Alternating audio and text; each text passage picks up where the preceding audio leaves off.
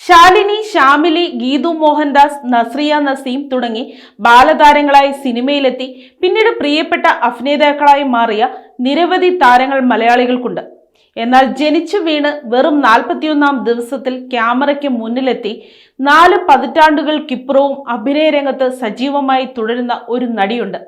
മറ്റാരുമല്ല, മലയാളികളുടെ പ്രിയങ്കരിയായ സുജിത ധനുഷ്. സുജിതയുടെ സിനിമാ വിശേഷങ്ങളിലൂടെ നമുക്ക് പോകാം. തിരുവനന്തപുരം സ്വദേശികളായി ചെന്നൈയിൽ സ്ഥിരതാമസമാക്കിയ TVS മണിയുടെയും രാധയുടെയും മകളായ സുജിതയ്ക്ക് സിനിമാ പാരമ്പര്യമൊന്നും അവകാശപ്പെടാനില്ല. എന്നാൽ സിനിമയെ സ്നേഹിച്ച അമ്മയുടെ ആഗ്രഹമാണ് സുജിതയെയും സഹോദരൻ സൂര്യകിരണിനെയും അഭിനയ ലോകത്ത് എത്തിച്ചത്.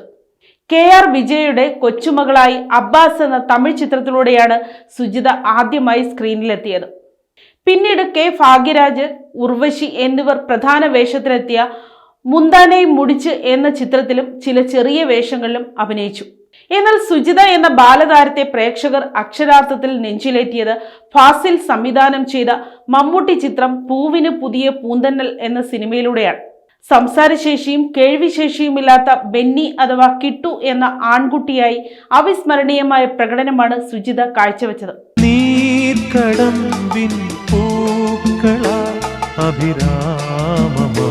ഈ ചിത്രം തമിഴ്, തെലുങ്ക്, ഹിന്ദി തുടങ്ങിയ ഭാഷകളിലേക്ക് വമ്പൻ താരങ്ങളെ വെച്ച് റീമേക്ക് ചെയ്തപ്പോഴും ആ നിർണായക വേഷം അവതരിപ്പിച്ചത് സുജിത തന്നെയായിരുന്നു.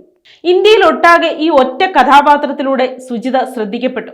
വിവിധ ഭാഷകളിലായി ഏകദേശം 40ഓളം ചിത്രങ്ങളിൽ ബാലതാരമായി അഭിനയിച്ച അവർ പിന്നീട് മണിരത്നം ചിത്രങ്ങളായ റോജ, ബോംബെ, ഇരുവർ എന്നിവയിലുൾപ്പെടെ ശ്രദ്ധേയമായ വേഷങ്ങൾ ചെയ്തു.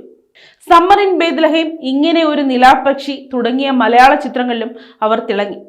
സിനിമയ്ക്ക് പുറമെ ടെലിവിഷൻ പരമ്പരകളിലും സുജിത തന്റേതായ വ്യക്തിമുദ്ര പതിപ്പിച്ചു.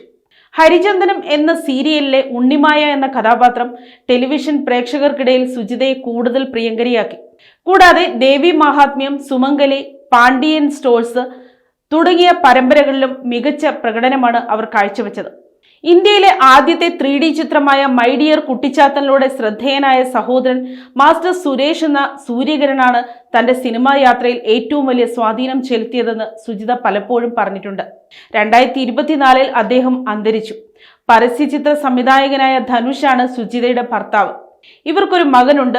മലയാളം, തമിഴ്, തെലുങ്ക്, കന്നഡ, ഹിന്ദി ഭാഷകളിലായി 100ഓളം സിനിമകളിലും ഒട്ടനവധി സീരിയലുകളിലും അഭിനയിച്ച സുജിത ധനുഷ് ഇന്നും പ്രേക്ഷകരുടെ സ്വീകരണ മുറിയിലെ സ്ഥിരം സാന്നിധ്യമാണ്. News desk, Kottarakkara media.